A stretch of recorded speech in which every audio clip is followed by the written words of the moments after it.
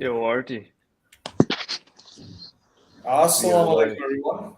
Hello, everybody. Today we got an exciting episode of Convey Islam, which is more about Buddhism than about Convey Islam this time around, actually. We have a Buddhist guest, a big time powerlifter from Vancouver Island, Victoria, Sonal. Sonal, go ahead, present yourself to our guest. Yeah.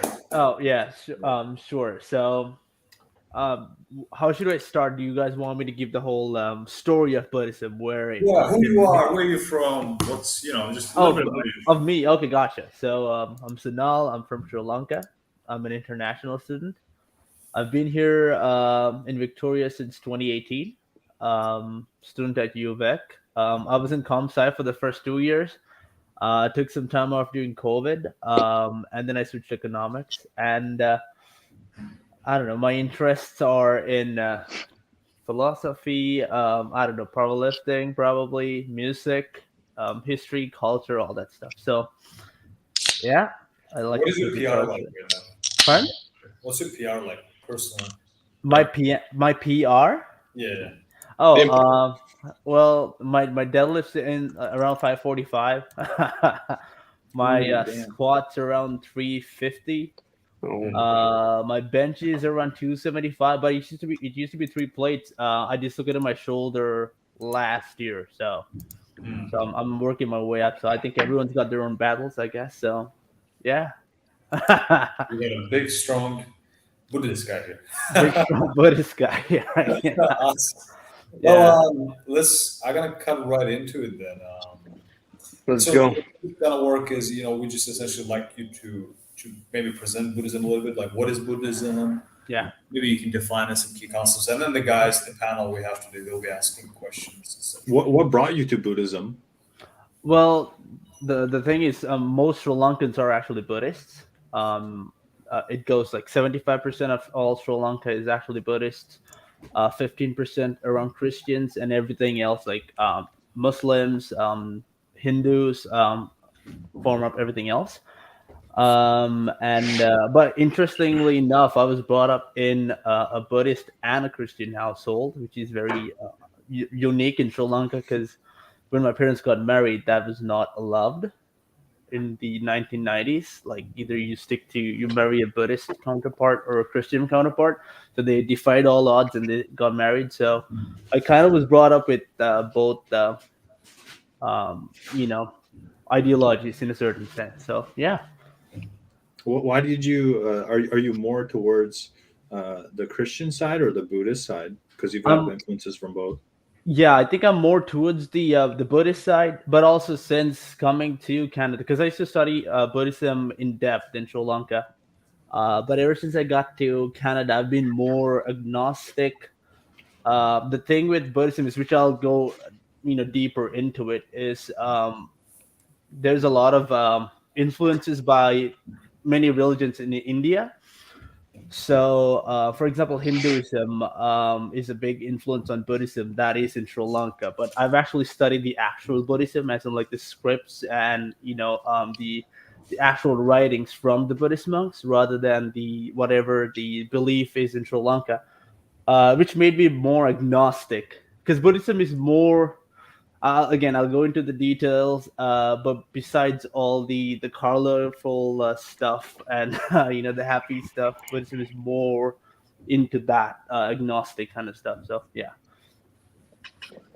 Can you talk more about what you just said? I didn't know what you just shared, that the conventional Buddhism is different Yeah. from the scriptures that you. Yeah. So for example, so Buddhism originated in Nepal, and but right now, currently speaking, most countries around in and around Nepal believe in Mahayana Buddhism, which is a separate sect, which has a different set of beliefs than what actual Buddhism is.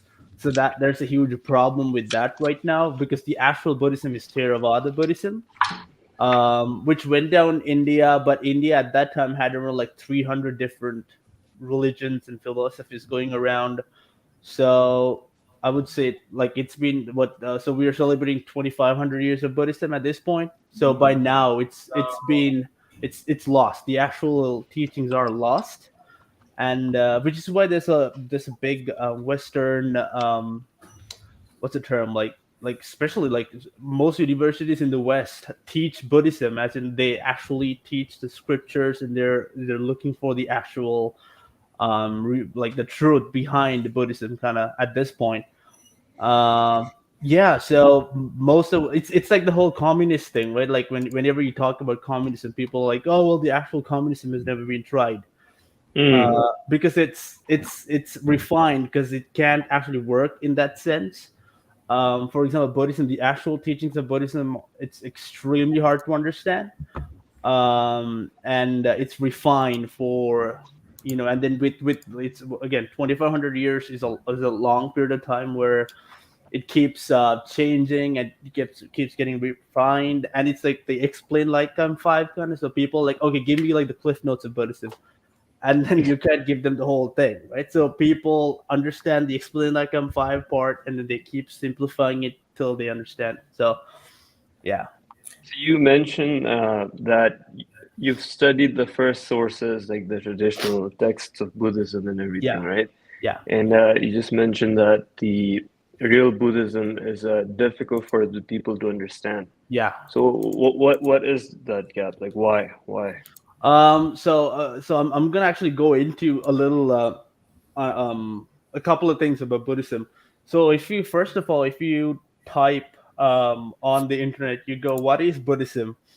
The first thing you see is people say, oh, it's suffering, and the people Mm, build up on that. So that's why I said in when we were deciding this, I said I want to explain Buddhism and nihilism, and Buddhism and existentialism. It's two different things. I'd say the world right now which we're living in is extremely nihilistic, where people are like, oh, the world's ending, there's no future, everyone's dying. Like that's very nihilistic. But Buddhism is not that. The truth that Buddhism teaches is nihilistic in a certain sense. It's like everything in this world is suffering. Like for example, the whole situation in Turkey, right? The night before the people went to sleep, they probably just went to bed, with no doubts or no worries, and the next day, like everything just fell apart, because that's suffering. It's just a very natural thing, and it happens to all of us. No one is exempt from suffering. So the moment you tell that to someone who doesn't want to listen, especially like, I mean, you guys are like, because you have to listen right now, right? But if I say Buddhism is suffering on art, there you go, that's it, right? And then you'll be like, dude, what? No, like, don't tell me that. That's depressing. Well, I would say I would like that because I like getting balance. Well, exactly.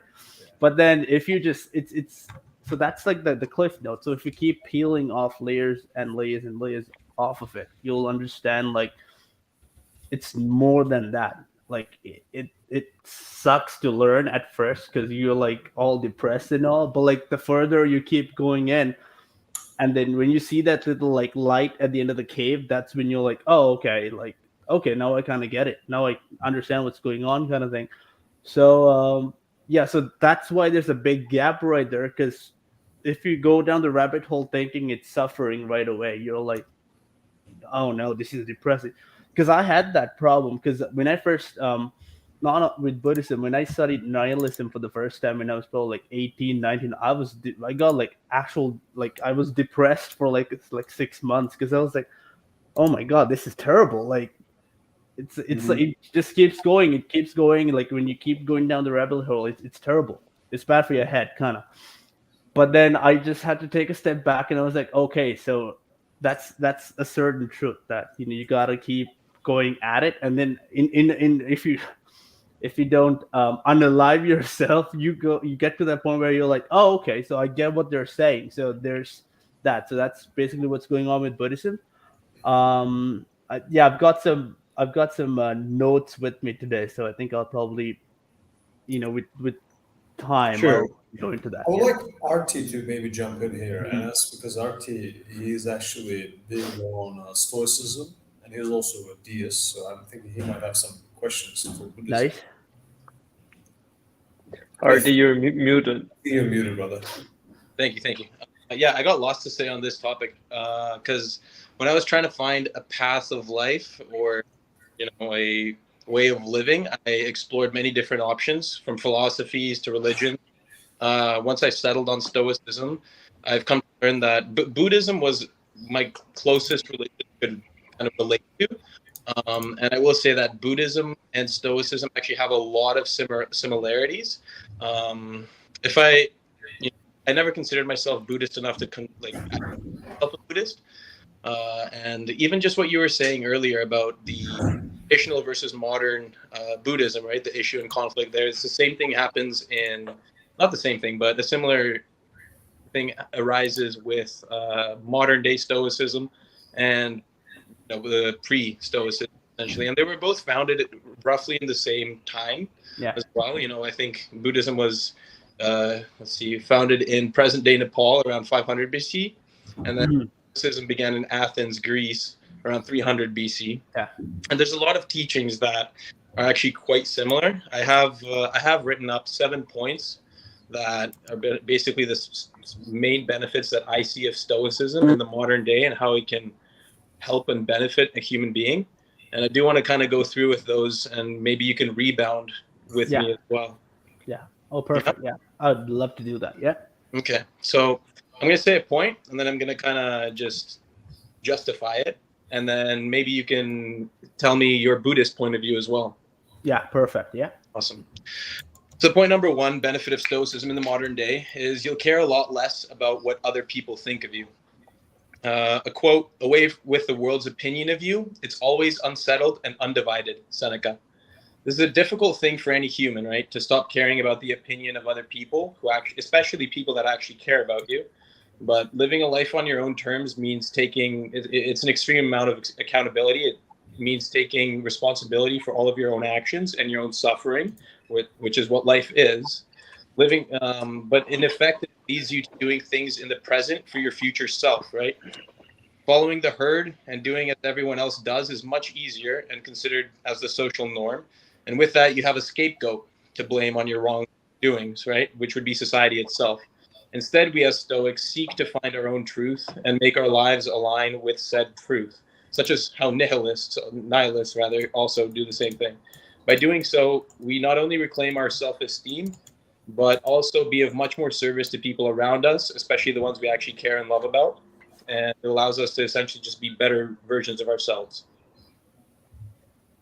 You know what? Yeah. So that right there this is why, like, again, as you said, there's a lot of like similarities between, like, I actually go on to say there's a lot of overlapping between Stoicism and Buddhism, because this is why I totally believe. I think so. I went away from my Buddhist roots for like the last 2 years, and I'm kind of I have my own little struggle with that too. I'm trying to get back into it because if it's basically like you gotta practice that.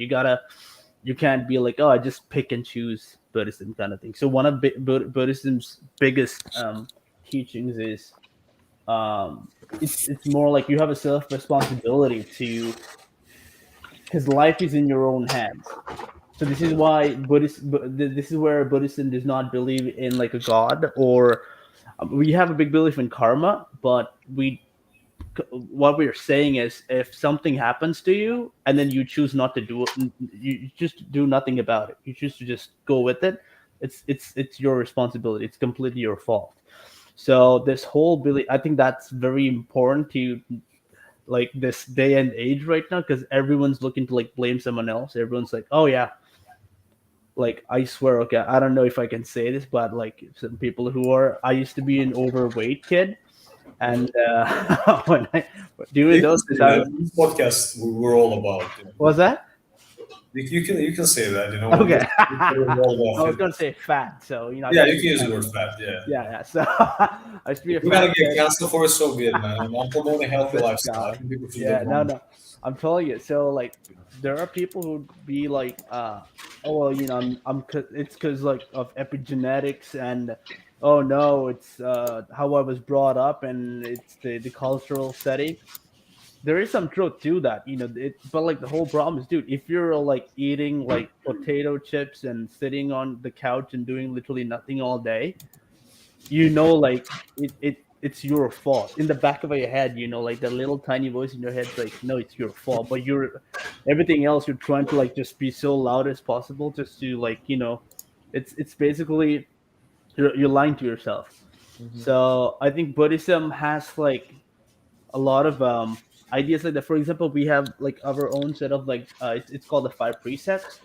So we're basically so hold on, I know like I'm gonna translate it to English and then I'm just gonna so What basically which language are you translating from? oh it's Pali. Okay. Pali, yeah. So it's like an Pali and Sanskrit are like what Buddhism it's what Buddhism is actually written in. So I'm gonna have to. So basically, the first one is refrain from taking life. Refrain from taking it what is not given. Refrain from the misuse of the senses, as in like indulgence, like addictions and all that stuff. Refrain from wrong speech and refrain from intoxicants that cloud the mind. So those are like the five like basic rules for any Buddhist. That's where we It start. matches. Sorry for interrupting. So it sounds like it matches Islam. Yeah, exactly. Yeah. So yeah. I did do some research about Islam, Buddhism, Stoicism, and how they all intertwine with each other.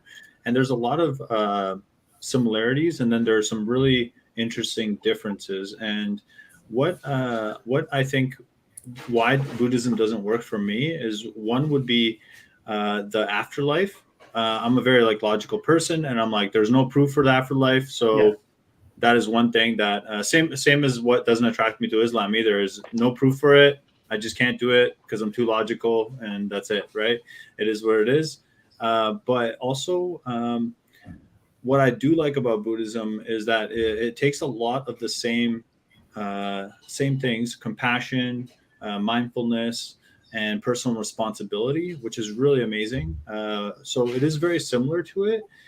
But it also does do some things better. So Stoicism suppresses negative emotion, while Buddhism kind of, just like when you're meditating, it kind of like you feel negative emotion and then you let it go, which I think is almost better than Stoicism in that concept. But then also there's no concept of a self in Buddhism. Is that right? There's no concept of a self. No. And in Stoicism, literally everything is the self, right? So it's like it's a push and pull, but I'm still leaning towards Stoicism because of the afterlife. I think that's a pretty big breaking point for me. Just as somebody who's trying to be logical, not always logical, but at all, you know what I mean? But let's just say like sometimes when I can. And the interesting, I like how you brought up nihilism, because I do think nihilism is a massive problem right now in society, especially modern day society. And I know lots of my friends are nihilistic as well. And the problem with nihilism is that it doesn't really present any solutions. It just says, "Hey, the nothing matters," and then you're like, "Well, shit, how do I take that? Like, what do I do when you're telling me nothing matters?" And it's like it doesn't give you a solution. It just says, "Yo, guess what, man? Nothing matters." And you're like, shit. And you actually research it and you logically look at it, and it actually makes sound sense. And you know that's what matters? Nihilism. But you know what matters? The comment we just received on YouTube saying suit looks nice. So that's what I don't know who you're famous, but you matter. Guy looking sleek. Yeah, no, I completely agree. So this is I agree with you on the whole afterlife thing. This is why I said in the actual Buddhist texts, there's no mention of an afterlife. That's why I said that's why I said so. That's why I said so. Again, I think you guys will have people from other faiths, in the coming time. So I don't want to like shit on what they have to say, but there's a couple of religions from India that have like they believe in like 30,000 gods. So and then for Buddhism to be spread, so this was like a trick they did for Buddhism, because people like to hear that actually in that time, most especially in Sri Lanka, people like to go like, okay, so I'm suffering my entire life. I guess I have an afterlife, and I hope I'll have a better afterlife, kind of thing. So because of poverty, I think we can have a total different. So now wait up.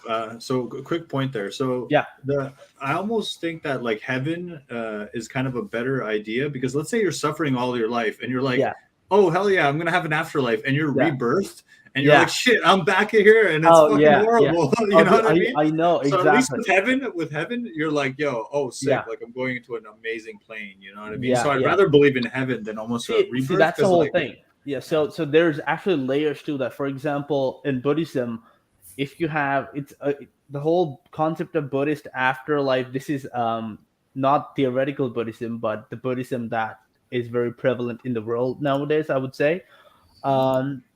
It's all with the karma bank, right? So, okay, you feed a cat there. That's good karma. It goes to your karma bank, right? So whatever you're doing right now, depending on how good and how bad it is, for example, if you donate a house to a homeless person, that's a lot of karma.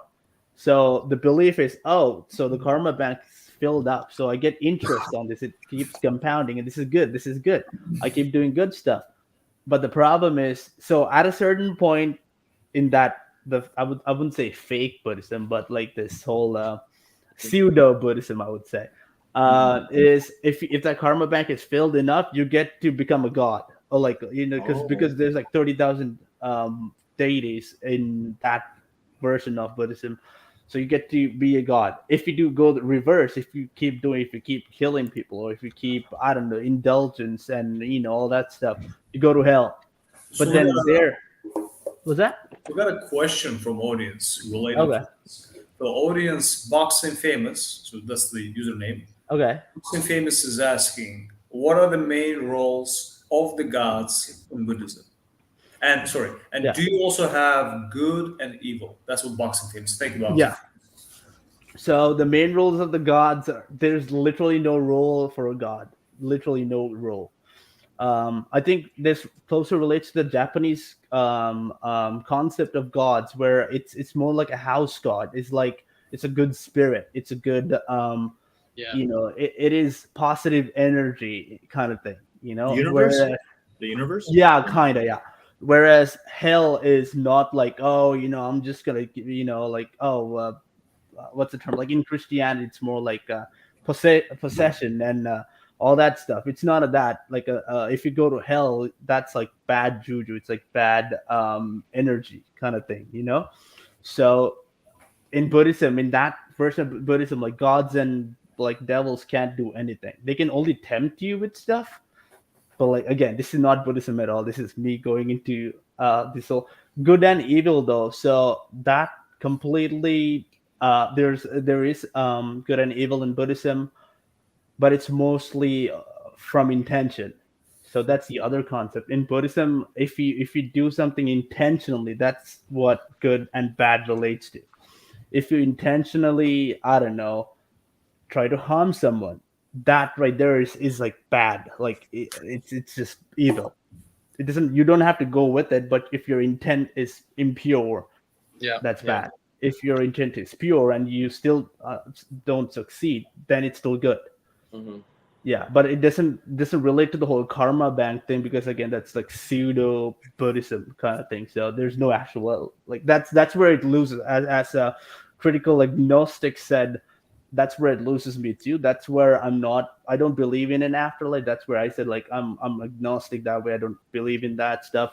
But also there's like a scientific case to be made where in Buddhism, in actual Buddhism, what it says is your body and everything else dies except for your consciousness, which is pure energy in Buddhism. So it just goes with the what is like Einstein's equation, like the whole energy will not get destroyed. Yeah, it'll only like become something else. Mm-hmm. So in Buddhism, like your consciousness will travel the universe. It will go somewhere else. It won't disappear. It won't be recreated or anything. It can only be manipulated to something else. So basically in Buddhism, if you die, you're basically soil. So basically what you're saying, if I paraphrase, if I correctly, there's no absolute good and there's no absolute evil. Someone actually quite dear to me opened my eyes to this concept as well, and it's similar to Stoicism as well, right? It's the effect of your actions and your intent behind sex, right? That is true. 100%. Yeah. Perspective on good and evil. Yeah. There's no such thing called like, oh, so this is the other thing. So there's a thing called absolute truth, Yeah. like an absolute reality, but there's no absolutes when it comes to good and evil. Perfect. For example, like this question has been asked. Like I think there was like a Brahmin or like an ascetic in India who asked the Buddha, okay, so for example, what if a soldier who goes to war, he goes and kills someone from the enemy's side? Is Yep. that evil? And he's like, it's not, because there are no absolutes. He's doing that in his head because he knows, oh, okay, if I don't kill this person, he could, again, like, like, we got to win the war. Because I got to win for my side here. So he's basically taking an L for the team. So it is not like an absolute like evil, like, oh, but like in layman terms, killing a person is evil, but it depends on like what the situation is, which is why, like, this is why I like the flexibility in Buddhism. Like Beautiful. it's like there's like it's circumstantial. It's like Mhm. there's no such thing called, oh, you do that, you're hell Mhm. down. You're basically, oh, you're a god now. Kind of, it doesn't work like that. Good. It's very circumstantial. So yeah. So we got a couple audience questions that I want to quickly address because we're slowly starting getting an audience. So Hamad Lahnavi, sorry if I pronounce your name wrong, he's asking when did Stoicism came into existence? I believe Artie already answered that, but Yeah, 300 BC. It was brought mainly by the ancient philosophers, really solidified by Roman emperors. Sorry, yeah. It's what essentially allowed, like, for instance, Marcus Aurelius to rule an immense kingdom and have to deal with issues that most humans will never be able to deal with, such as having an extremely corrupt son that would never carry his legacy, things like that. His perspective on everything is what allowed him to build an extremely strong Roman Empire. Yeah. And I'm gonna ask another audience question, but this just popped in my head. Is Marcus Aurelius? So in the Gladiator, in the movie, there's this huge Roman emperor, and then he dies, and then this corrupt son comes. Is that guy that dies? Is that Marcus Aurelius in Gladiator? Do you love that movie? I'm not too sure, man. Yeah. I think he is. I think it is. Yeah. I think it is. Yeah. I'm in love with that movie. I rewatched it 10 times. Yeah, I think there's like a part 2 coming for that. Really, I'll watch that. Yeah. Yeah. Boxing Famous is asking if there is no rule of gods, why people pray to them? And before you answer that, so now, the second question Boxing Famous is asking, and thank you, Boxing Famous, you're very active. I know you are, you're very active with our channel. The second question Boxing Famous is asking, what are the roles of the icons if they're not gods? So obviously from perspective of Buddhism. So. Yeah. So icons as in like I don't know, entertainment industry, or like, I think it means like if since there is no gods, I think that's what okay, continue gotcha. the question. Then what are these entities that you're praying to, and what kind of thing do they have to the religion, to your life? Like, what's their role then at all? Gotcha. Right? So answering the first question, I think the reason why people worship that is, I mean, it's actually, I think there's like a logical explanation to that. It started because so during like the Buddha's last, I don't know, 5 years, he was very sick, and he was dying, and he could not, like, walk around. He could not like preach his message to basically the people. So, and then more often than not, he was not able to like be like visible to the community. He was not like in flesh. People couldn't see him because he was sick. So what they did was like his like left hand and right hand man, who were monks, were like, hey, how about, as a good idea, like, because in Buddhism the Bodhi tree is a very important like relic, kind of. It's like people, like, that's what gave the Buddha like the shade for his enlightenment. So I mean, basically, when he became enlightened, the first thing he did was he spent staring at the tree as to say that I'm grateful because you gave me shade during the the rainy season, the, I don't know, the storms, the cold, everything. You gave me shade, so this is my way of showing being grateful. So the monks were like, okay, so how about we get a couple of Bodhi trees all over the places where the Buddha. So when he can't physically visit, people could go there and then worship the Bodhi tree instead of the Buddha. But the Buddha didn't know that. So when he died, like he didn't know that this was happening. So when after he passed away, so to this date in his like teachings, he's told people like don't worship statues, don't worship false gods, don't worship trees, don't worship anything. You're not meant to do that. Buddha says that. Oh yeah. Oh, 100%. Yeah, That's but like interesting, because this is matches what Muhammad, peace be upon him, said yeah, to the Muslims.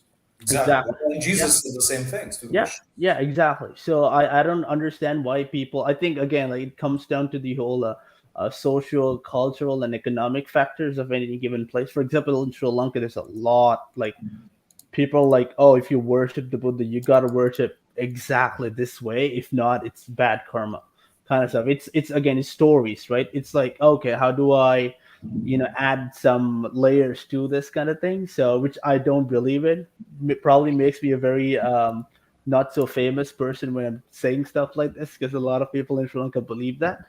But again, if you put on like your objective lens, you'll be like, that's all just you don't need that. You don't need to worship anyone. Like you just there's more stuff out there in life.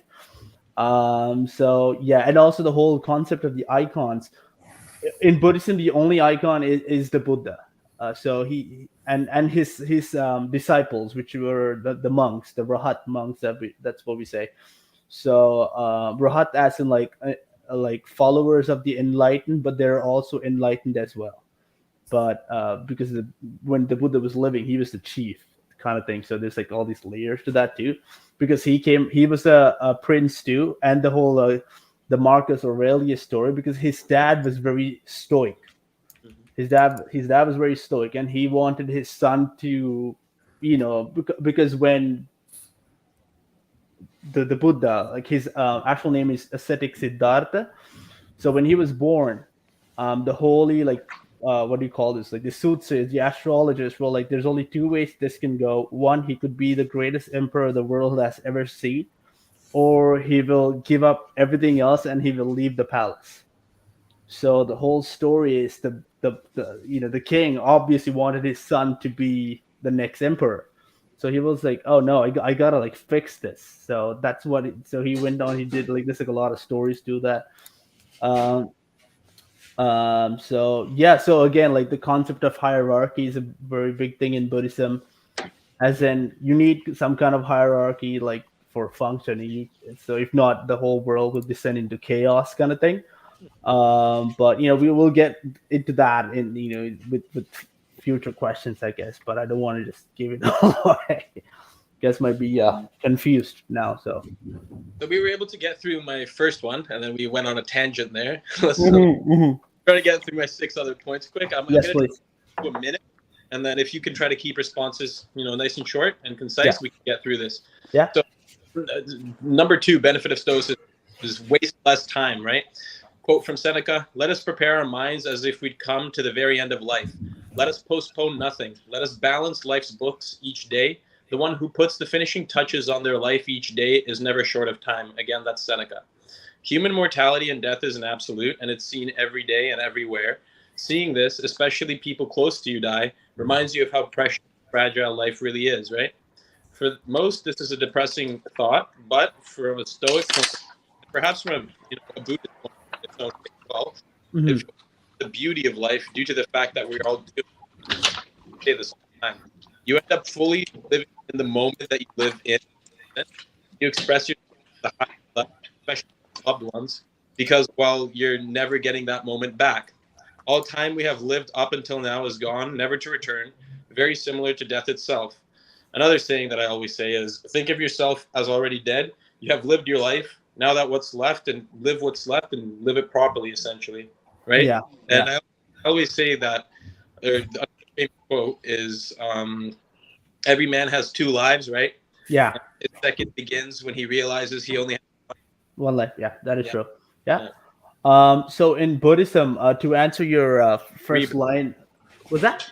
reincarnation, right? Oh yeah. So the whole idea of the first question, as in, in Buddhism, like the main thing, right? So again, when I think I put in the group chat before, I said I want to talk about the universal truths in Buddhism, which is three. First thing is impermanence is the biggest universal truth. Like nothing lasts forever, everything ends, everything changes, and you got to be okay with it because no one can stop it. That's why we don't believe in a god, because the reasoning in Buddhism is okay. So if there's a god, he should be able to stop impermanence, right? He should be able to perform a miracle, and so all of a sudden, a person who was 85 yesterday should be able to be 43 today. So he can't do that kind of. So that's one line of like reasoning in Buddhism. So that's the first truth. The second truth is suffering. Again, everyone goes through suffering, and again, you can't do anything about it. All you can do is understand it. That's the whole thing about Stoicism, which as I understand in Stoicism, it's more about okay, your reaction. Yeah, your perspective on it. Exactly. Yeah. So if something bad happens to you, if something bad happens to you, you're like, if you were to go like, oh my god, this is it, this is the end of it, and then you lose yourself over it, versus you go, okay, let's read the facts of the matter. Okay, something happened. How do I rectify this? Or what is my future with this? Which is the way to go, because you're not like losing your head. You're not like just and if something good happens to you, right? If something good happens to you, like you take it as it is. You don't go like, oh my god, this is the greatest thing ever, like, and just lose complete like because your goal becomes clouded when that happens. When you're like Kobe said, like, was it? Well, I can't remember. Was it the 7 games and they were already like three, like they were ahead, and the reporter is like, why aren't you happy? And he's like, it's not over yet. So quick thing there. Yeah. And this is why Buddhism is very close to nihilism, with saying that all life is suffering. Yeah. And I just feel it's a slippery slope. You know what I mean? Mm-hmm. Telling somebody who's not in a good place that all life is suffering. Yeah. I just don't like it, and I don't like basing my life off of like an ideology. Like personally, this is all personal, in my opinion. Gotcha. It's kind of like, because you're telling them that this is horrible, horrible, horrible, and then you need to work to kind of fight off that horrible life, right? Which is just which is hard to deal with, especially because life is so hard. The Stoicism kind of provides a different viewpoint, where it says that sure, suffering is a part of life, but it's not the defining characteristic of life. And I just feel like that's much more akin to what kind of life philosophy I like, because it's like, well, if life is just suffering and average suffering, like I'm going to get up and suffer, and then I'm going to go to sleep, suffer some more, go to work, suffer. It just kind of like, it weighs on you. It might not weigh on you today. It might not weigh on you this week or this year, but over the decades, it might weigh on you. And all it takes is one slip up and you're in depression, right? Stoicism instead likes to focus on what's within your own control. And it doesn't say that life is all suffering. So it's just one of those things that is very key that I really, really like about Stoicism. So, gotcha. So let me add to that. I kind of agree with what you said, but hold on. So in Buddhism, we believe that the Buddha is more of a doctor. He diagnoses diseases. In that lens, read this. So I actually typed this because I knew this was going to come up. So it is quite a challenge to our ordinary way of seeing things when you say everyone suffers. It's a challenge for the common folk to understand an illness the way doctors do, but that does not diminish doctors' efficacy in diagnosis and treatment. So the Buddha prescribed, he said, the world is suffering. You might not like the message, but it is what it is. It's like, hey, like you go to the doctor and you're like, hey, I've not been feeling well. The doctor's like, okay, well, I do the test. I saw that you got cancer, right? The cancer does not care if you've been depressed or if, your dad died yesterday, or so like life happens. So the whole concept of Buddhism is exactly like, if you look at it in that lens as like everything is suffering, it is very nihilistic and it's very depressing. But also what he's saying is these are the three noble truths, and then you look at this, you can't change these three. These three are like set in stone. What are the three? Oh, so the first one is impermanence. Second one is suffering. Suffering is also like, for lack of a better word, it's not suffering. It's more like, the term is dukkha. Dukkha is like sadness, sorrow. It's there. Suffering is like the English way of saying it to make it easier. Because if not, I'll have to like take 2 hours to explain what that term means. The third one is anatma, as in like, The annihilation? pardon? The annihilation? No, anatta is more like soulless. Like, we don't believe in a soul. We believe in consciousness. That's so those three are like And what's impermanence? Impermanence is like permanent. everyone gets old, everyone gets sick. Nothing Nothing is ever permanent. lasts. Yeah, exactly. Nothing is permanent. Like, so. So, I but one thing, like my question is like, what do you think is a better kind of, just if we're honing in on just the difference between those two things right there, is it better to just keep telling yourself life is suffering, life is suffering, life is suffering, Yeah. or that you are in control of your own destiny? Can I Which jump? is a more powerful, Yeah. which is a more powerful mantra and affirmation for life Gotcha. I think for I you? had For to. you. Oh, Just real quick, yeah, a Stoic teaching that really resonates deeply with me is like, suffering is inevitable. I don't agree that life in itself is suffering, yeah. but suffering is inevitable in life. Like Yeah. you said, Mhm. hard, hard. But Yeah. a quote that I really like is, if I remember correctly, when a man gets hit with an arrow, he has two pains, right? The first is inevitable, and the second is circumstantial, right? Yeah. You decide whether or not that you let it, how basically how deeply that arrow affects you, right? How deeply it's embedded within you. You can either walk around with that arrow for your whole life and suffer, and in that case, yeah, life is suffering, Yeah. or you can deal with the initial pain and then change your perspective on said pain, right? Yeah. Yeah. So exactly. So again, this is just a prescription, right? For example, again, like the whole, coming back to the whole cancer thing. If the doctor tells you, okay, you got cancer, you're not gonna go, oh, you know what, fuck you for telling me that. Like, like fuck that. Like, but why would you tell me that? It's bad news. I gotta live with this now. What the hell, kind of thing. Or you go, okay, so what am I supposed to do? What is the way out? Which is Buddhism in 3 steps. That's it. There's a problem.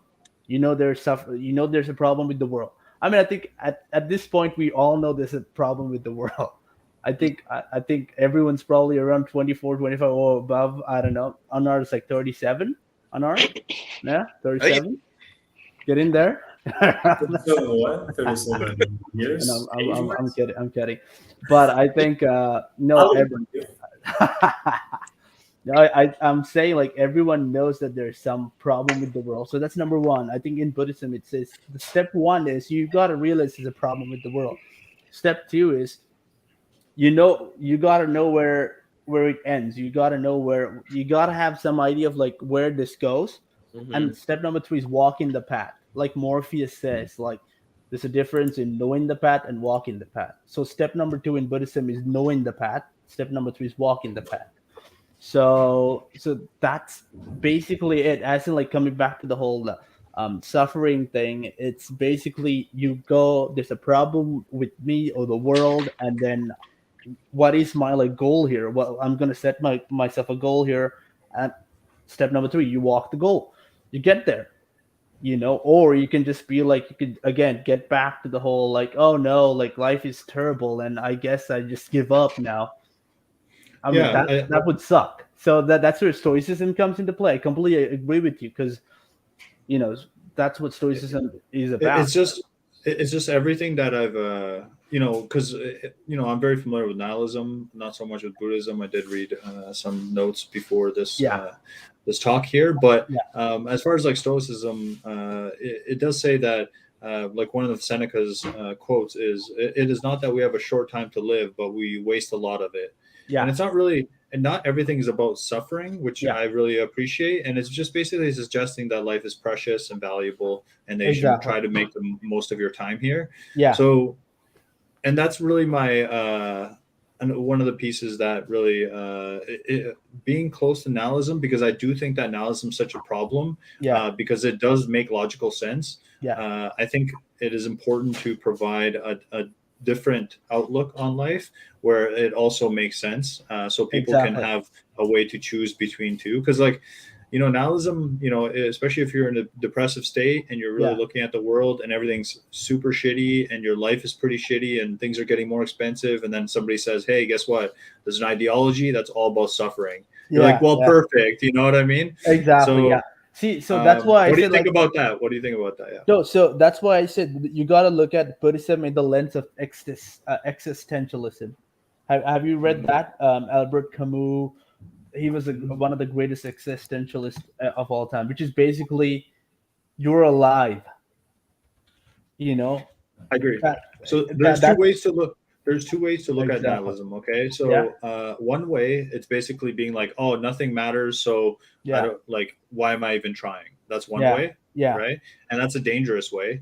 Exactly. The second way is, wow, nothing matters, so I can be free to be whatever I want. Exactly. And so Yeah. there's two different ways, but my Yeah. issue is that it's a slippery slope because they're both called nihilism, and it's a slippery Exactly. slope from one to another. So Yeah. you can 100%. start off saying, "Hey, oh, I can be whatever I want," but then Yeah.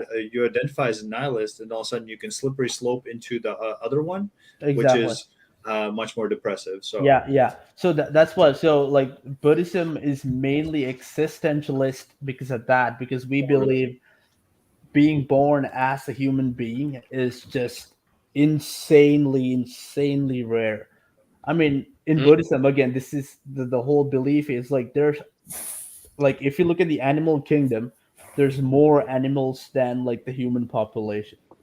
Like if you count the microorganisms and all that kind of stuff, there's way more than humans. So in Buddhism, you're told there's an equal chance that you could have been born as a cat rather than a man, and then you were born as a man, which is extremely unique because like in humankind or mankind is just like I think it's the precipice of like any kind of civilization where we have a brain, we have like thoughts, we can like I think animals have thoughts too, but they can't act upon it the way we do. So again, this is why like the whole nihilist lens is a very like this like probably 5-10% of Buddhism is that. But mhm. after when you learn, actually when you go into, you're like, oh my god, like that's where I was. Because if you look at I can't remember this whether this is actual like factual or not, but I think around like 2005 2006 in like Sri Lanka there came out like because South Asia is notorious for like suicides and all, but like because of like high pressure and poverty and all that stuff.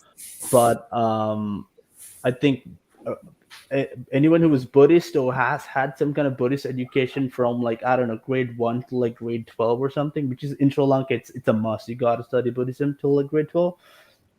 Had like a would not think of doing having like killing themselves basically essentially. They would not kill themselves. So whereas people who were not trained in Buddhism had like a higher chance of like going for suicide. This was for South Asia, if I remember right. I don't think it's the same for the West because Buddhism is not that famous. But I mean that kind of says a lot. Whereas I think it's the whole Western idea of like looking at Buddhism in that nihilistic lens. For example, but like in South Asia, you look at like, have you seen the Dalai Lama? That dude's the most fun guy of all time, but he's the head Mhm. of Buddhism. Yeah. He's got puns, he's got jokes. Like if you think he was actually nihilistic, you'd be like, that guy should be depressing as hell. I'd say Yeah. Joe So Biden is more depressing as hell. But Yeah. so About there is for essentialism. Yeah. Go yeah, ahead. if I can make a quick suggestion, if you guys are kind of trying to find a path and these things sound appealing to you, there's a really good book out there called The Book of Joy, which okay, is the teachings of it's essentially a meeting between Archbishop Tutu and the Dalai Lama, and they met for ah, a total of 2 weeks, and it preaches similar philosophies from both religions. And then at the end of each chapter, each one is actually backed up by scientific fact as yeah. well. And that can be a really good way of perhaps directing your path of life. Anyway, Yeah, that is true. There was another book. I don't think there's any English translation for this though. There was a Buddhist monk who appeared in Greece, if I remember right, or he was not a Buddhist monk. He had the same kind of like style of thought in a certain sense, and he debated this Greek philosopher. I can't remember the name exactly. And there was this whole book of it. This whole book as like how the debate went, and in the end, it became more of like an agreement because they both agreed. That's where Stoicism and Buddhism and most thoughts on the line of Buddhism would agree with Stoicism because that's the way forward. Mhm. I think Stoicism is a more refined way of Buddhism, as in like again like the explain like I'm five version.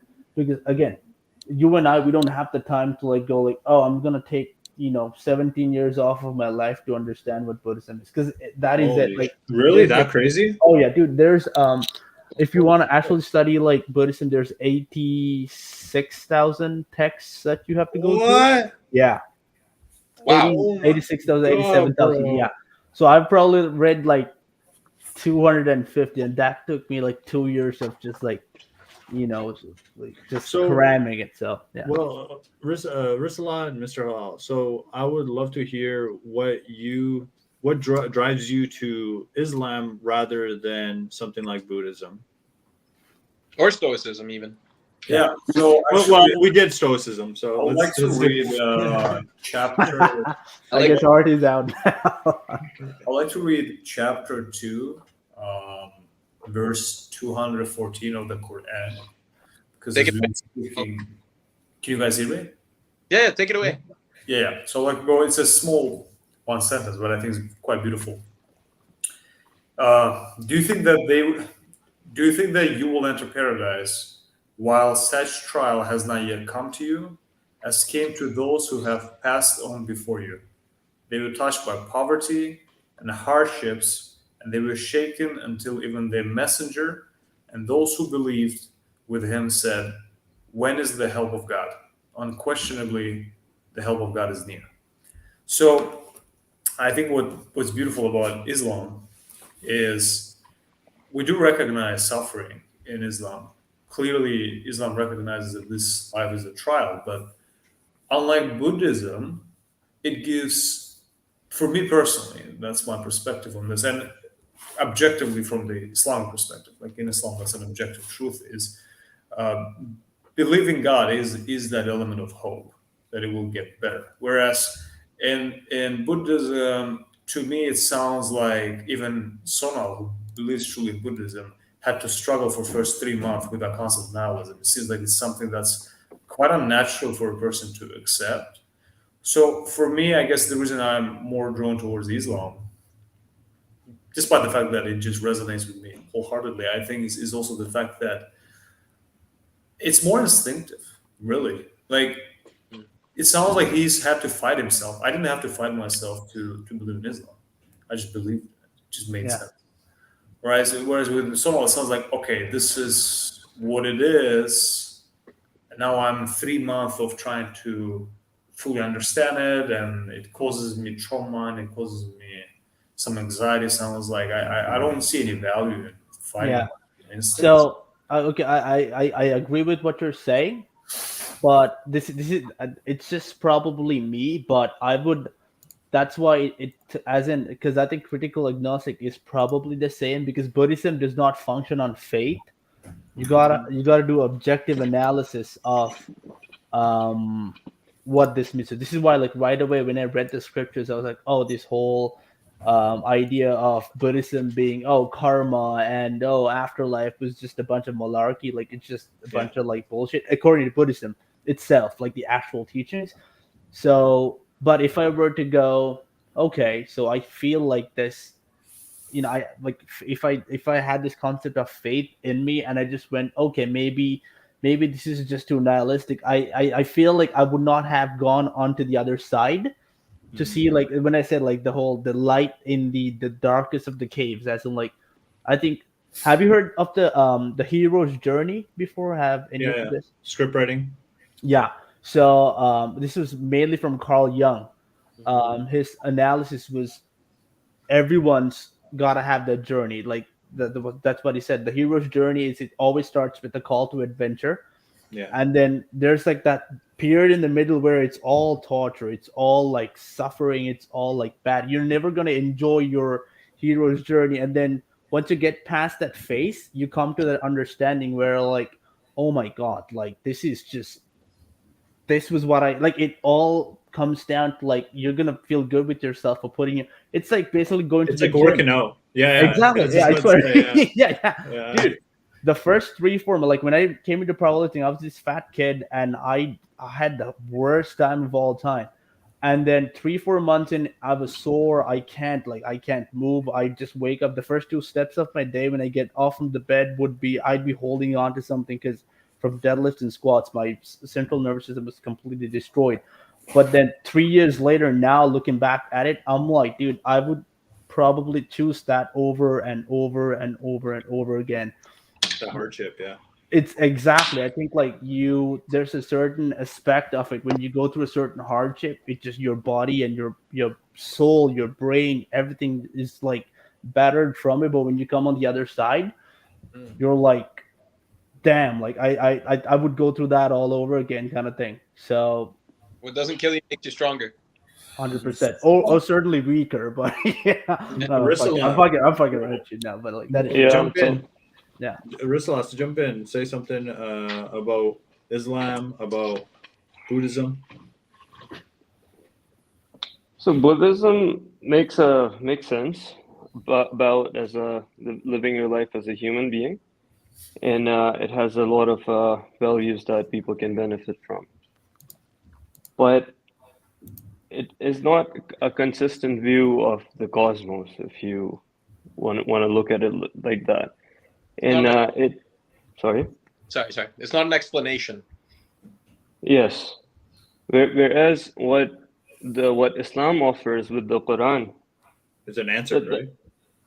it's an answer, and it's not a philosophy. So a lot of people, when they go and they enroll in philosophy majors, for example, they're thinking that, we're gonna meet these people who are on this pursuit of truth, and then we're gonna be stumbling across like what is the truth and whatnot. And then they find out that they actually have way more questions than they had before entering the program. And but then, whereas, well, that is also a kind of knowledge. So knowing what you don't know, and the pile of things that you don't know grows way faster than the things you do know grows way faster. So that is also an awareness and a knowledge of knowing the whole set of things that you don't know. But then what Islam offers alternatively is answers to very simple things, and it makes sense. And then you say one thing repeatedly, Marco, that like logically it doesn't make sense. Like, Critical agnostic. sorry, yeah, Yeah, That's- go on. that's- Go on. Yeah. yeah. But then the thing is that like our last conversation, I pointed out that if you do read the Quran, then it would answer a lot of your questions. And when people have not read the work, so they don't really know what they're debating against. So they put everything in one cluster, all the religious texts in one cluster, like the Bible, and the Old Testament and the Quran in one, and then they just think that okay, a man wrote all this and blah blah. But then the Quran is not primarily a book; it is a transmission of sound which you get in the form of a book. And in terms of information theory, this is a stream of information with zero entropy. And so in this story, or a collection of stories among it's not just stories in the Quran. There are stories and informations and dialogues and future events and past events and many things. So it all comes together and gives you a paradigm in which everything just fits together. But while not only that, it also has no contradictions, and linguistically, it's just something that you can't go against. And then scientifically, if you make, what was that? Is that your cat? Yeah, my cat just fell asleep. You should bring him to the podcast as well. I love your cat. Yeah, sorry, I lost my chain of thought. Where was I? Yeah. So the logical part, yeah. So people say that, okay, you know, it's just that you're just taking this thing at face value or whatnot, and then it's a book written so many and so years ago.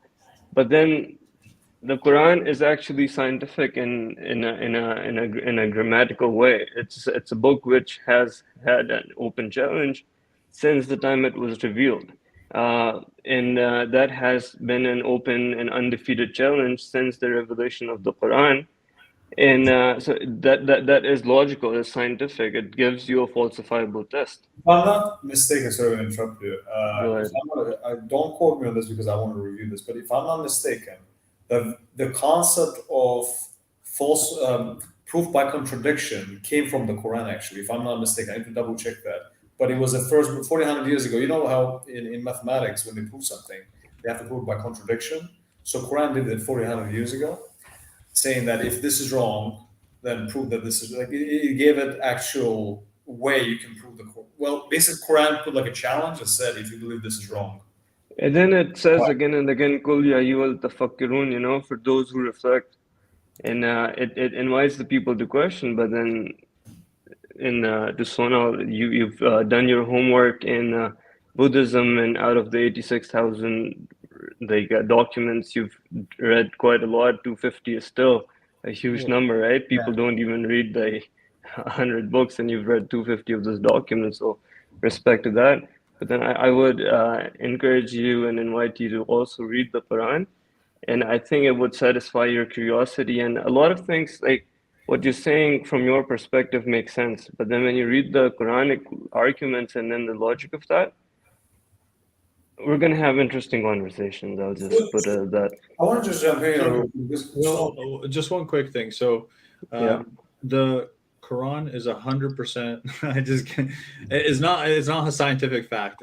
So now you know this. It's not a scientific fact. It's impossible for it to be scientific fact. What do you mean by a scientific fact? There is no such thing as a scientific fact. Science changes with time. So if you're a scientist 100 years ago, when science changes in 100 years, you would update your beliefs. So science is not an absolute fact. Yeah, but science. It is not. It is not. Yeah. In everything, right? And we can develop technology in order to improve our our perception of the absolute truth, but science does seek the absolute truth. Yeah, I think that's where I am on with Buddhism, because Buddhism in Buddhism, it's in scripture, in text, where it says, if you want to go read some book of any other religion, please do so, because at the end of the day, pardon? We're encouraged to do the same as Muslims. Exactly. So like whereas I think it was probably in Christianity where it says like you can only function with these constraints in mind. This some set of like constraints. Remember, right? I have this here as well, so it's like we're encouraged to read all. Let's go. Yeah. No.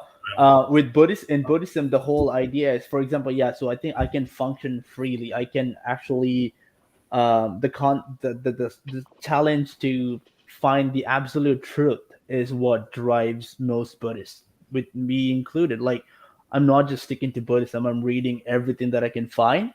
So basically in my aspect of research, I would say faith does very little. Like I would challenge myself. I would challenge myself to like the very ends to be like, okay, I'm not, because I used to, again, I had a very Christian upbringing. So whenever I fall into shit, I would go somewhere, I'd just fucking pray. I'm like, oh my God, please help me with this, like, kind of thing. But like that was like my little mindset where I figured, okay, like if I pray, something will happen. But that's not how praying works, right?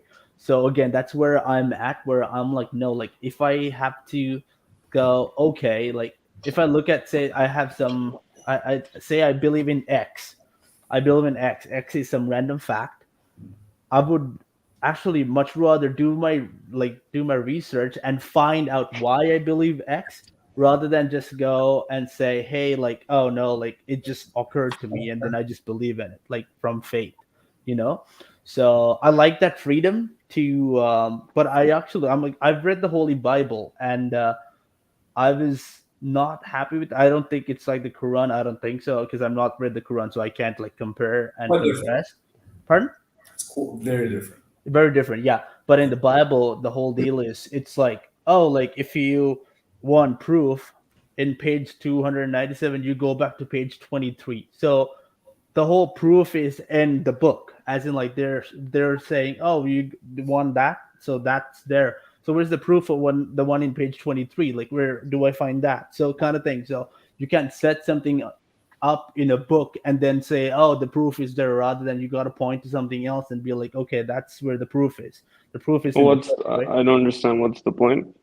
So the point is, for example, in the Holy Bible, it would say, oh, like if you want to understand this fact, the proof is in page, like you go back and forth. Like the proof can't be in the book itself.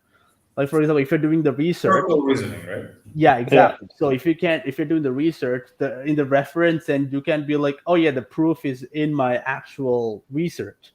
Yeah, yeah. The proof is somewhere. You're saying one of those things when you ask a religious person, why do you believe so and so, they say, oh, it's in the book. Yeah, we believe in the book. It's from God. Oh yeah, it's from God. It's in the book. So circular.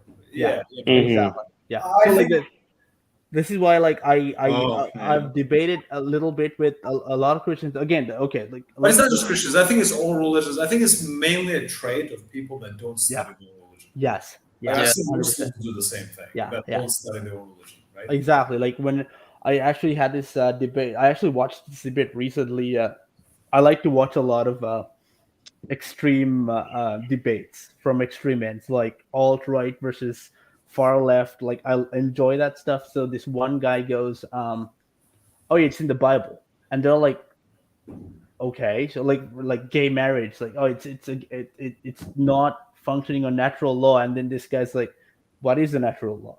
And it's like, it's in the Bible. So you can't say something functions in nature and call it whatever it's in the Bible. Like, it's a contradiction in itself. Yeah, no, I agree. I mean, I think it's irrelevant to quote a Bible with a person who's not Christian. Yes. Yeah. Right. Mm-hmm. Like, I agree. I would never quote and as a proof for something. I'm talking to a non-Muslim.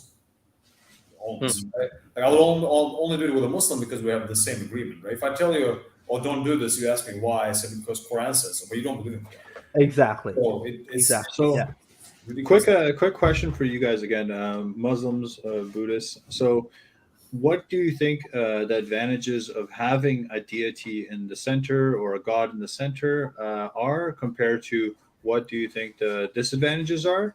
And then what do you think the advantages of not having one and disadvantages? So pros and cons of both sides. So Buddhism doesn't have a central deity, pros and cons, and then Islam does have a central deity, pros and cons. What do you think? In Buddhism, it's basically responsibility, because we don't have a deity in the middle. We can't say, oh, like this happened because of that deity caused it. It's on you.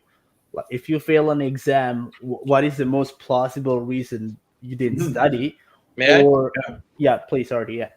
Yeah, and Stoicism is extremely similar in the sense that it really encourages one to do the self-diligence, right? It's all about your own self, taking your own responsibility, not only for your actions and everything else, but also in order to study life and everything such as that, right? So, and we also do have our own prayer, I would say. Gratitude, right? Practicing gratitude is essentially prayer, right? Exactly. What are some cons then? Yeah, some cons would be doing that due diligence. It's a con in itself. Seeking your own absolute truths is an extremely excruciating process. I'm still working on that every day. I'm 25 years old, right? And it grows with time, it grows with age, and it grows with you essentially, right? So it is quite similar to Buddhism in that sense, definitely. 100%. Like the cons of it are very much similar to the pros of it too. Where when in times of doubt, say like, for example, one of my friends died recently, probably 2-3 weeks. He got into a car crash like in Australia, and he passed away. And I knew this guy. He just literally, like, we spoke. He graduated 2 days before that, and then it was like a struggle for him, and he just passed away from a car crash. So in my head, how does Buddhism explain that compared to Islam? That'd be a good one. Explain what? It's like that car crash and my friend passing away. To me, like, because I'm a Buddhist versus because his family is predominantly Christian, they were just crying and like they were really upset about it. Whereas I think his brother who was with him in Australia was a Buddhist, and everyone was like weirded out because why, like, he was not showing any emotion or whatever. He was like, it just happens. It's very natural. It happens every day. Like the whole Turkey situation. I want to go back to that again and again. It's like, so again, like I don't want to put you guys on spot, but I would believe, again, this is my very, I don't know, you could probably say, very false belief in a god. Like if there was a god, why would that have happened? Like that's my like first basic question. Again, I'm not putting you guys in spot. That would be my first line of questioning. That's where I would lose the problem of faith. That's where I lose faith. If one of my friends died, and then if I was a Christian or a Muslim, I'd be like, why?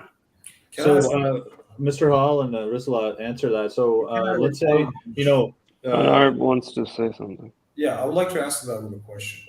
Yeah, the death of the friend. So, Yeah. death of a friend. So- how does Islam deal with it? Really sorry for the loss of your man. I mean, Yeah. When did that happen, bro? Oh, like probably 2 weeks ago, 3 weeks, if I remember right. Yeah.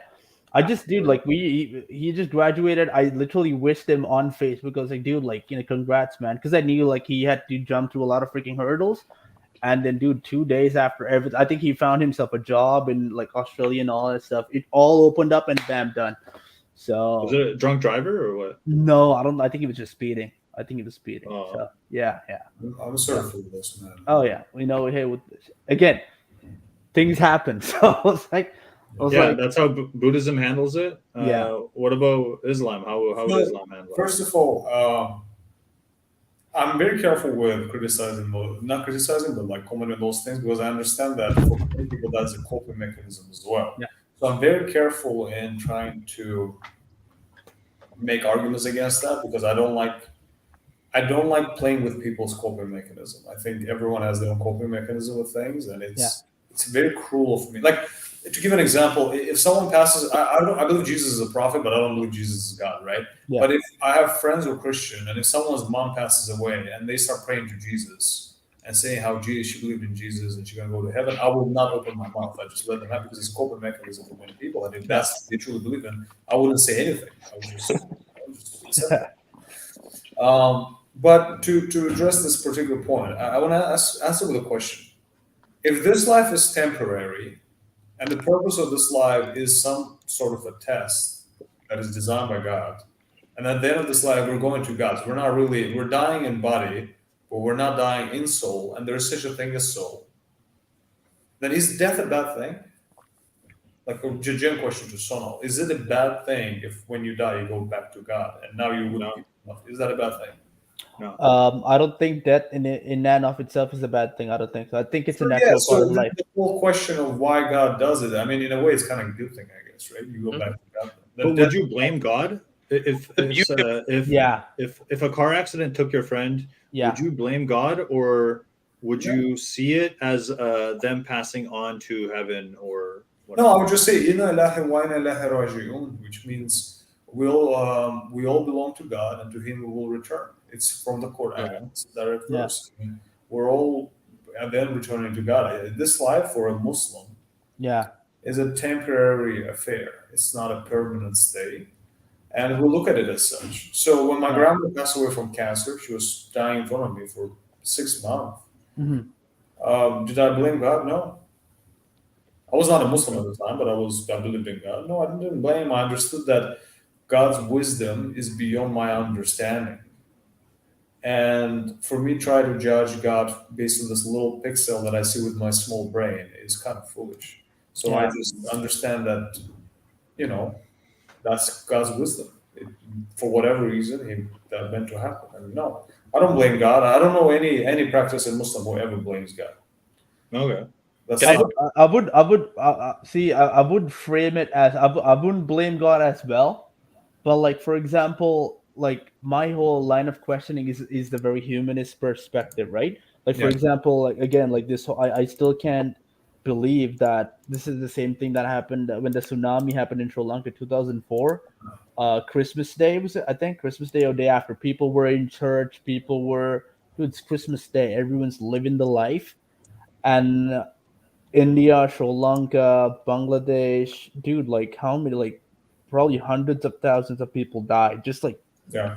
in 2 seconds, they were just going to church, and then this wave that was like what, like 20, 30 feet high, just completely obliterated them all of a sudden. Yeah. My line of questioning is, and I'm like, why not the corrupt politicians? Why not the rapists and the pedophiles? Yeah. So You know? Islam answers that in Yeah. a beautiful way, saying that, God takes you, like for those who are evildoers, sometimes God extends their stay on this planet so they can increase in the wrong that they do, so their punishment can be justified, right? So that is, I butchered it, but that's what kind of Quran teaches us. Gotcha. This life is as a test. If you're a good person and you're a really kind person, God might take your soul at an early stage. You might die at 80 in a car crash. Oh, really? Okay. Oh, that's a horrible thing, but Yeah. God decided that this is a good person and test is done. That's it. Yeah. Oh, wow. If this, and this is how a Muslim looks at it, right? Like for a Muslim, this is a temporary affair. I don't, like Marco kind of knows me. Like I'm quite a skeptic in many senses. Like I don't, I stopped buying stuff to my apartment nowadays, but I'm okay living in a cave. Like Yeah. you take everything away from me, my money, my car, my job. Put me in a cave. Give me food. Maybe don't even give me food. Whatever. I'm just fine. Yeah. Like I see this life. I wake up every day. I'm like, oh, am I alive? Oh, I'm alive. Okay. Like I'm kind of like, as a Muslim, we kind of want death. Like we're not calling it upon ourselves, but we like idea of death in a sense. Like as a practicing Muslim, I'll tell you this: I'm in a way excited about death, right? Yeah. And I don't think many people can say that. Yeah. Could that be dangerous? Do you see any cons to somebody? because maybe we're not you, but somebody in a lesser mind state. Are you talking about jihad, brother? Just leading back to jihad. Okay. No, I wasn't. That took a turn. I was just talking about what I said there. Yeah. So suicide is prohibited in Islam, right? So you No, can't. not suicide, but like somebody not living their life to the fullest, but just wanting to die, but just doing the same old thing, not really pushing themselves because they're just waiting to die. No, so Islam teaches us to go and try to chase the bounty of God, right? To the worldly goods, because that's what God provides, and those are provisions. But Islam teaches us not to worship those things. So we say something called La ilaha illallah, which means there's nothing really to worship but God or higher power. So the only thing we're obsessed about is higher power, right? But everything else is good, like a wife, kids, family, money. You can love that, but don't love it more than God. And in fact, I don't think this is from Quran. It's more like, I think it's a poem I read in Turkey. It might not be even Islamic concept, but it's a very beautiful idea that is quite popular in the area I'm in. They say, if you love someone more than God, God will take that person away. And we don't worship those things. We don't worship cars. We don't worship. If you're truly practicing Muslim, you wouldn't be worshiping materialistic things. You wouldn't be worshiping your partner. You wouldn't be worshiping your job.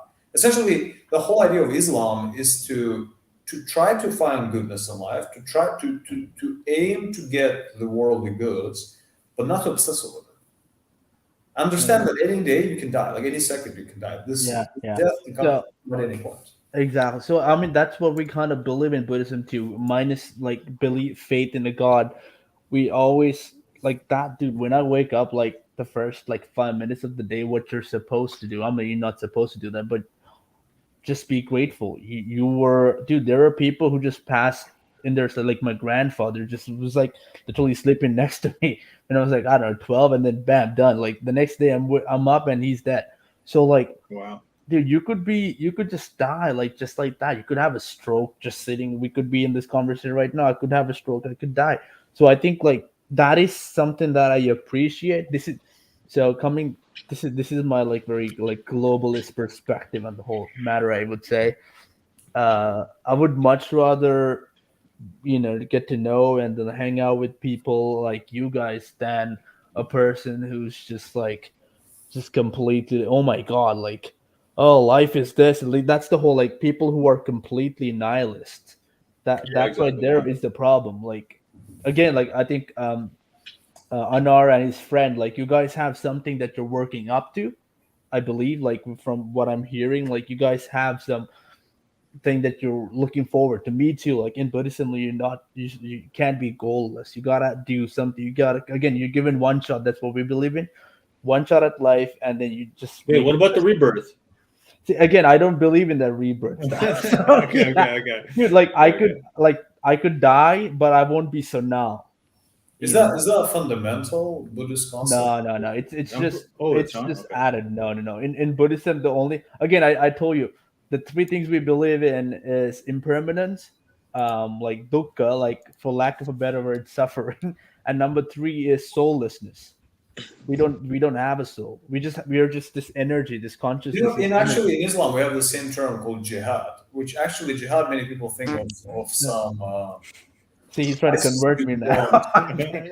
I think this is your way of getting me. Let's hear him out. We're about to get canceled, boys. Yeah. So he has no. When people think of jihad, they think it's some crazy ISIS person going killing Muslims. But in reality, what jihad means from Arabic is correct me if I'm wrong, but I think it means suffering. Jihad. I think it I does. think it's struggling against Struggle. oppression. Yeah. Yeah. Struggling against oppression, but So oppression is essentially, life itself. So jihad is really anything. Like dealing with any difficulty in Islam is like jihad, right? So the jihad idea, it has two meanings. There's a holy war where you protect your land. That's different jihad. But then there is a jihad meaning like struggling, Yeah. and that is a major concept of Islam. Like, that's just just one small thing to complement what you're saying. So the thing that Anar is referring to in Arabic is called jihad al-nafs. And nafs is basically the id, if you want to go in like psychological terms, like the animalistic primal nature that always wants, like fast cars and Yeah. big booty holes, whatever. And so Damn, the okay. jihad is basically fighting against your impulses. Yeah. Yeah. Okay. Oh, So dude. stoicism, a stoic is a jihadi. Yeah. So, like, 13. so. I yeah. think this was a good conversation. I mean, I think we went over 1 hour now. So I want to. So what we like to do at the end of this podcast is kind of give people closing lines. Uh-huh. And we'd like to start with our guests. So, Son, you are our guest today. What would be your... And thank you very much for coming today. Yeah, What's- thank you. Thank you. Thanks so much Thank for you. having me on the show. Learn I it. actually like We love got to your, learn a lot, man. Oh, please, thank you. You guys too. Like, I just, again, I think this is where I come in, because I have a lot of friends who are Muslims, like Anar. I have a lot of like Tamil friends. I have like Hindus. I have a lot of Christian friends. This is good in the sense that I think, again, the world is increasingly becoming nihilistic to a point. People are just goalless and are just existing. Whereas us, like, this is a handful of people that I know. Again, I know a lot of people at UVic, but there's only probably like 10 people that I know, Anari included, that I can talk to about stuff like this. And we are very different. Like today, like, we kind of realize that me and you are very different, but we have some underlying, like, Well, I don't think we are. I think 99% what we believe matters. oh yeah, 100%. But like that, those, like, we can work around with our differences as well, is what I'm saying. Whereas people nowadays are like, oh no, like, oh, Anar's a Muslim. Oh no, man, like, I can't be around Anar anymore. But I like Muslim Anar before than the Anar from 2018 though. So Well, say it again. yeah, I like Muslim Anar than Anar from 2018. I'll give you that. Thank you, brother. Someone met me. So someone knows that I converted to Islam 3 years ago, right? So I converted to Islam at 2020 is when I converted to Islam. Yeah, so yeah. Someone remembers me when I was not a Muslim. Yeah. Oh, dude, the text chains are just terrible. I said, like, after 2020, I would text him, and he would. I know. He would be very disciplined after 2020, 2021, the Texans were very disciplined, and I was like literally the whore in the chat. And I was like, "What's going on?" He's like, "Oh yeah, just letting you know, I just converted to Islam." And I'm like, "Dude, I was actually really happy for you Thank you, bro. because, like, I remember you, man. Hey, this guy had the dog in him. I'll give you that." Well, our YouTube followers, they're asking why the Oldenar was worse. In what perspective Oldenar, non-Muslim Anar was worse? I think this is A really lot more haram. A lot more. You No, saw me, yeah, you saw me a non-Muslim version and a Muslim version. so like I was kind of the same. Like when I first came to Canada, like I'm like, again, you remember the stuff that we were talking about back then, and but I think again with age and maturity comes this idea of the world, and like on our in a certain sense, when I first talked to you, like I was the same too. So I'll talk about in my perspective of myself, the way I was going on about at work the world, I was just it was horrible. As like it was very what's the term like I would in a certain sense it was like hurting myself, like my hurting my aspect, like my perspective of the world. It was not a good way to go forward. It was very what's the term, diminishing returns in a certain sense. Like it was like in my mindset was way off. I was interested in the wrong things. I wanted to do the wrong stuff. Like for example, like you see a person like Andrew Tate, and then all these young kids are like, oh, I mean, he's got again. I'm not saying he's completely bad or completely evil or completely good. None of that. But with an objective lens, you'll be like, oh, I know what I need to get from this person and what I should not get. Leave behind, yeah. Exactly. But like when I was that age, I would be totally like, oh yeah, fast cars, girls, girls, girls, girls, girls, That's what we girls, girls. discussed back then. That's all we were discussing. We are like, oh dude, like this is so cool last night, yeah. Parties, drinking. Oh yeah, I went from like not drinking to like drinking a lot all of a sudden. So Was it because of Oldenar? Old and Arb did not party with me that much, but we'd have a lot of stories to tell. So yeah. Yeah, but like after 2020, because I went through my shift during 2022, because 2022, as in like 2020, because when COVID happened, I had to go back to Sri Lanka. I was on by myself. I really needed that perspective shift. When I got back, Anar was a completely different man, and those text chains, man, I was like, dude, this guy, like, that's a really good change. He went from like negative like 10 to like 100 all of a sudden, 100 being like the best he could possibly be. Wow. And I think hey, do whatever you're doing, man, it's working for you. So let's fucking go. So, When I think many people are worried of, and this is, I guess, a general question, right? Many people are scared of changing religion or embracing a new religion because they're afraid of losing friends. Yeah. So someone who has been a friend with me for a long time before I actually grew up. You were a friend with me when I was not religious. yeah. So have you ever was scared, oh, he's converted to Islam now, something gonna change? Was there any negative thought? Just for people? No. When I first talked to you, I actually liked how I think this is the wrong word to use, but it's more like how still you were. Still in the sense of your mentality and your mindset. You're confident? Yes, confidence, like for example, like I could talk to you for like days. We could have a conversation and we'd go at each other, and then we'll still emerge better people, better versions of our own selves. Versus 2018 us, when we talk to each other, we'd be better versions of ourselves in the wrong sense, as in like it's not good for the both of us. We were just digging ourselves a deeper hole in a certain sense.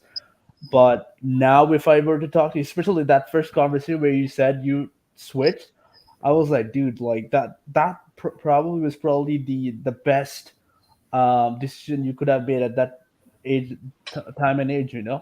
Like you didn't. Again, I'm not saying telling people to switch like to a religion or whatever. I'm saying you gotta have that perspective change, that mindset change. Be open-minded, you mean? 100%. Like when you like the whole like I will much rather. I think Anar the last time he spoke said that he had like an English translation of the Quran or something that I Yeah. need to get from him. like that. Like I like that. It's not him trying to convert me to Quran. He's like, no, like you got to read this. This is newfound knowledge that I want to read. It's the whole allegory of the cave. You guys know that the whole story, right? The allegory of the cave. Yeah. From Quran? Pardon? From the Quran? No, from it was Plato, was it? Oh, Yeah, okay. I thought you Socrates. were talking about Surah Kahf. Was Plato's that? We also have a cave Uh, story in Quran, so I thought you were talking Oh about no, the allegory of the cave is basically, I think it was Socrates. Sorry, he said the story of, like, say, but imagine a bunch of people living inside a cave, and one person going, I am not like enjoying living inside the cave this entire time, so why not I'm just gonna leave, and everyone else is inside, is like enjoying inside the cave, they're literally doing nothing. But this one guy goes out to the actual world. He comes back, let's say, in like a year or two. When he comes back, he's like, oh my God, the world outside is better. There's so much more going on rather than just being confined to this little cave.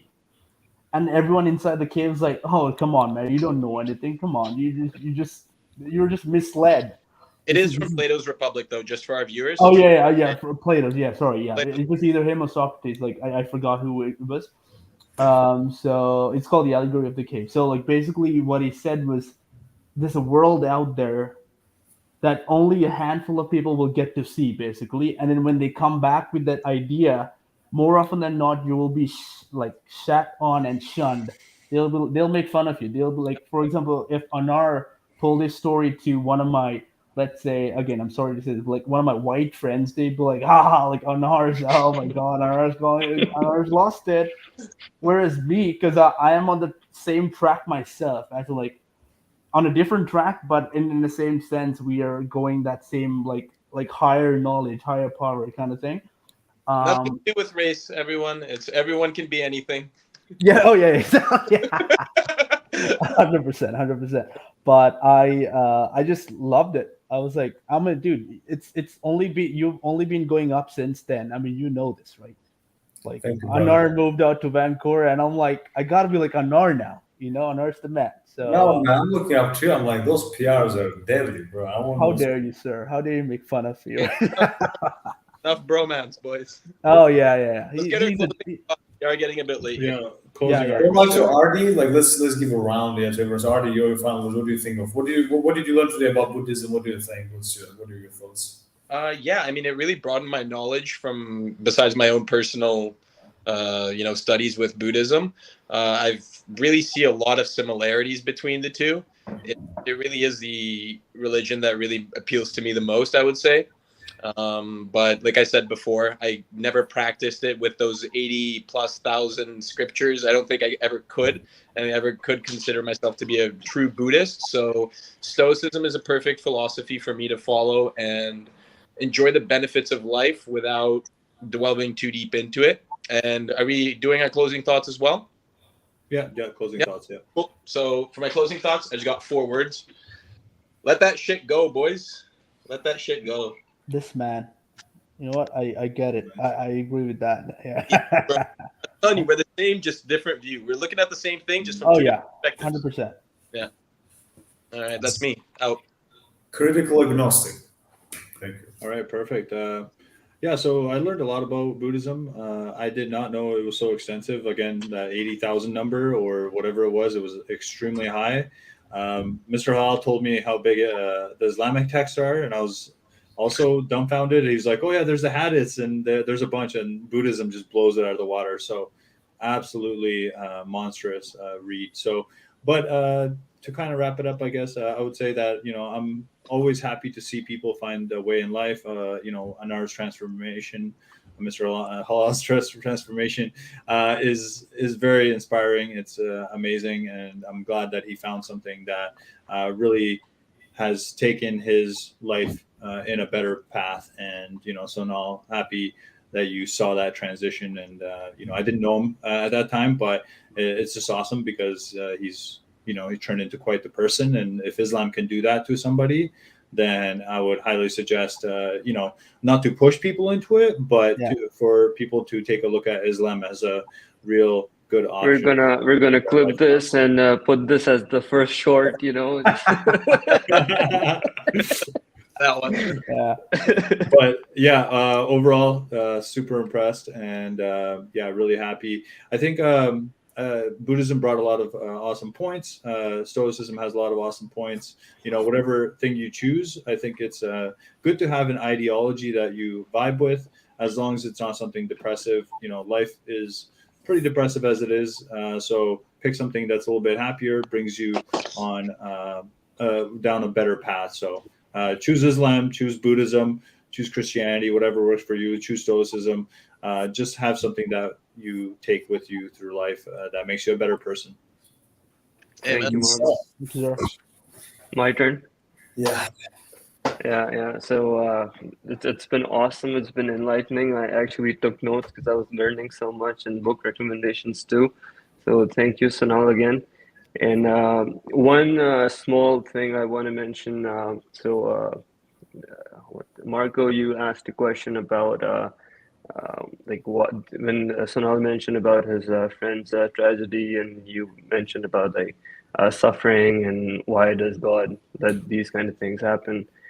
And so there's a very detailed answer to this, which I would love to get into next time we talk. And so this is called the problem of evil, or the problem of suffering, that philosophers have been debating, talking since the beginning of time, what have you. That if God is all-knowing, all-powerful, and then He can create anything, why would He create a creation that would cause malice and corruption around the world? And so the answer to this is in the second chapter of the Quran called Al-Baqarah. And there's a conversation between the angels and Allah that's happening. So it's just a chapter. It's not a short chapter, but then you can chat GPT through it, the good parts that regarding problem of evil. So I would please ask you to read that, and we can get into very juicy conversations next time. And it's really cool. Sure, definitely. Yeah, I'd love Yeah. to read it. Thank you, brother. Thank you. Awesome. Mr. Hall. So there were a lot of questions about tea. Like people were, I don't know why about tea. Is that what you guys paying attention to? Yes. But so one question was about like how much tea I can drink. Bro, I can drink like 30, 40 cups of tea, so that's not a problem for me. This man. This is nothing. Another question is critical agnostic, boxing famous. I don't know who that is, but he's saying critical agnostic. You should go for a prayer next time with Mr. Halal. Give it a go. You'll feel something different spiritually and mentally. I'll come. Thank you, Mr. Agnostic. Yeah, you guys can come with me anytime. That's not a problem. I can take you an RD. RD lives in North Van, so yeah, for sure. And just to wrap this up, the point of this podcast is generally not to try to change anyone's opinion, really, but open like a discourse and conversation between different faith and ideas and philosophies. So here we're not trying to like convince someone otherwise or get it. We even have debates. I don't really like debates. We're having conversations, and I think a couple of last podcasts we had, they were pretty good. They were quite conversational, and I would like to say thank you to Sonal. To be honest, I've studied Judaism and Christianity and Islam and Hinduism. Those four religions I'm quite knowledgeable of. Stoicism, because of Marco and RB, we have looked in quite a bit now at this point, and I've read already half of Marcus Aurelius' Meditation, so I'm a good understanding of what Stoicism is, more or less, and I read about Zeno as well. But Buddhism was always kind of like a black box for me, or something that I knew is a philosophy, kind of similar to Stoicism. I kind of knew it didn't have idea of God really, but it was good to actually. I didn't know it's that extensive, and it was good kind of realizing that it sounds like it's very similar to what David Goggins believed in many sense, right? Like embracing that idea of suffering. Yeah. So I think it's quite interesting philosophy. So I enjoyed it a lot. So thank you so much. I really appreciate having you today, man. Thank you, sir. Thank you for coming. And I would like to wrap this up saying, as you guys probably know, there was an earthquake in Turkey that took lives, I believe, at this point of somewhere near 30,000 people. So me and Rizal will put a donation link to the description of this YouTube video, and you guys can go ahead and donate. The money goes directly to Turkey and Syria, specifically to people that are, without homes, without shelter, without food, etc. There are some questions I've seen on some websites, people asking, do any of the money go to military? No, none of the money goes to military. This money that being donated doesn't go. Ridiculous questions are being asked. And one person asked, do money go to terrorists? No, obviously. Military. The money that specifically goes for food provisions and housing for those people. So yeah, none of your money gonna fund ISIS. So don't worry. And there's no ISIS in Turkey anyways. So yeah. So we're gonna wrap it up on this. Thank you very much, everybody. All right. Take care, guys. Bye bye. Thank you, everyone. Good job, Thank you guys. so much. Assalamu alaikum. Adios. See ya. Bye.